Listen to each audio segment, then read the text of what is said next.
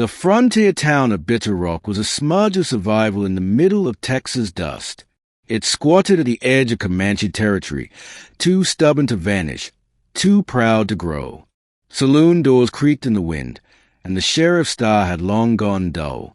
No law here but a quick draw and a hard jaw. Elias Rourke rode into town at dusk. A tall man with storm-colored eyes and a weather-beaten duster, he looked like trouble, and carried it in the holster at his hip.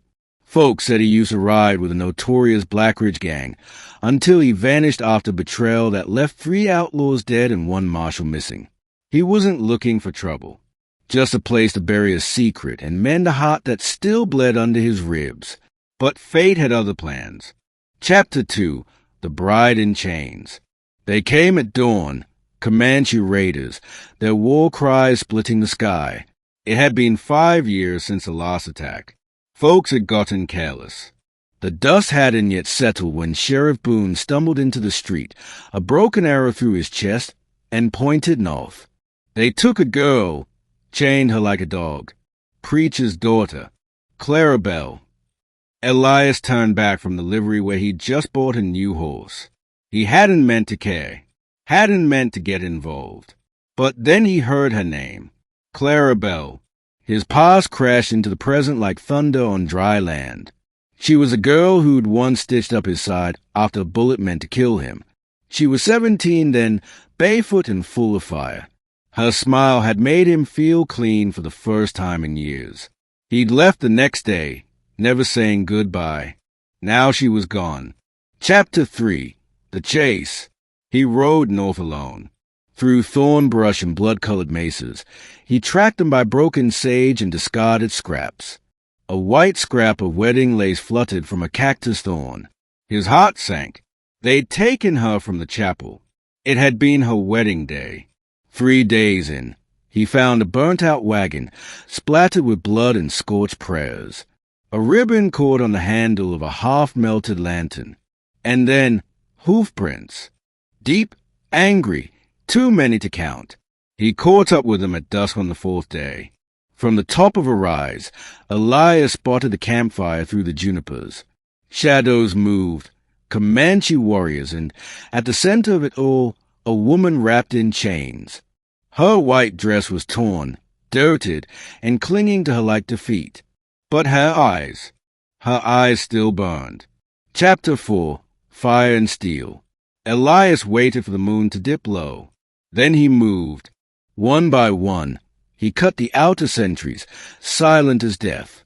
The last one fought back, blade flashing, and Elias caught a knife across the ribs. But he didn't stop. He reached Clara's side just as she tried to fight off Comanche, who grabbed her by the hair. She sank her teeth into his wrist and screamed. The man raised his tomahawk. Elias shot him through the heart. She toned, blooded, breathing hard, and her eyes widened. "You," she whispered, "you left me." "I came back," he rasped, cutting her chains. But before she could reply, a shout went up. The camp exploded into chaos. Chapter 5, The Long Road Back. They rode hard and fast. The Comanche chased them for miles, arrows slicing the wind. Elias took one in the shoulder but didn't falter. Clara rode behind him, arms tight around his waist, her face pressed into his back. They reached Bitter Rock at dawn. The town stared in disbelief. Elias collapsed off the horse, bleeding and barely conscious. Clara fell beside him, hands slick with his blood. "I won't lose you again," she whispered. Chapter 6, Scars. He survived. Barely. Clara stayed at his side, refusing to leave even when the town doctor told her she needed rest. She changed his bandages with hands that still trembled. She fed him broth and sang to him when the fever took hold. And when he finally woke with clear eyes, she slapped him. "You vanished," she said. "Left me with nothing but silence." "I was dangerous," Elias croaked. "I still am." She touched his cheek, softer now. "You're the only man who ever saw me as more than the preacher's daughter." He closed his eyes. "I should have never come back." She leaned close. But you did. Chapter 7. Redemption. The wedding was small, quiet. No white dress this time. Just Clara in her mother's faded blue and Elias in a shirt that still smelled faintly of gunpowder. The townfolk came out, more curious and kind. Some whispered about her being ruined, others about him being a killer. Clara didn't care. When the preacher asked if she took Elias Rourke as a husband, her voice rang clear as a chapel bell. I do. And when he asked Elias, the old outlaw looked her in the eyes and said, Every damn day, until death takes me or you bring me back in chains. Chapter 8. Blood Ties. A month passed. Clara tended the garden behind their little house. Elias worked as a blacksmith's hand. The town still didn't trust him, but it tolerated him.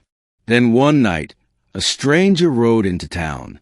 A Comanchee child, barefoot and no older than 7, walked up to Clara while she was closing the storehouse. He pointed at her and whispered, Pappa. Clara froze. Behind the boy came an older warrior, grizzled, gray-eyed, silent. He laid a pouch of beads at her feet and knelt.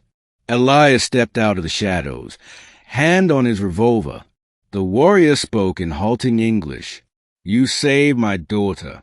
Chains were not ours. She was taken by traders, not tribe. Clara's heart raced. She is daughter of my blood, the man said, and so is boy, my grandson. He escaped, found you. Clara turned to Elias, shaking. You hear what he said. The child stepped forward, touched her dress, and whispered again, Pappa. Elias dropped to his knees, tears burning his throat. The boy had her eyes, and his mouth. My God, Elias whispered. Here's mine. She nodded slowly. The night before you left. I never told you. The warrior placed a hand on Elias's shoulder. He is yours. I bring him back. He belongs to both worlds. Raise him well. Then he turned and walked away without another word. Chapter 9. Home. Clara knelt beside Elias, the boy between them. We'll name him Ash, she said softly. Ash Rourke, born from fire, raised in peace. Elias kissed her forehead, one arm around the boy, one hand clutching his. I left once, he said, voice thick. Never again. She smiled through tears. You came back in chains too, Elias. Chains of guilt. But love breaks them. The wind swept across Bitter Rock, carrying the scent of sage and redemption. Somewhere in the distance, thunder cracked. But here, in this moment, peace reigned. And a family, forged in fire and forgiveness, began again.